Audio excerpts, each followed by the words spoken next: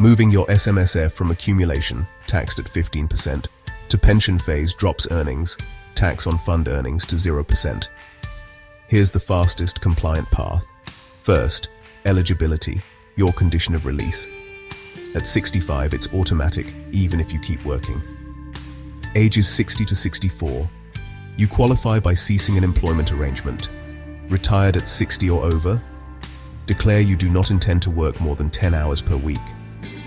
Certain medical conditions, permanent incapacity or terminal illness, can also qualify. Seek advice for evidence requirements. Still working but want access.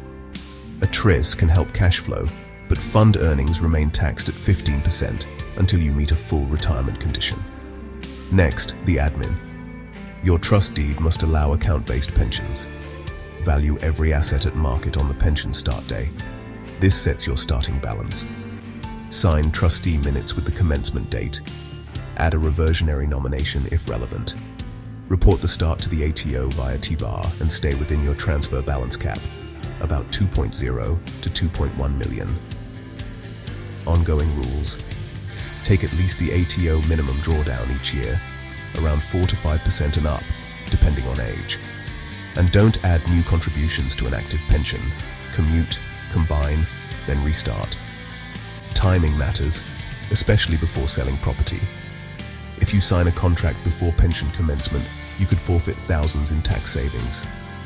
For expert strategic advice and tailored consulting, contact reliable accountants on 1300 49 534, helping SMSF trustees shift to tax-free pension phase correctly and on time.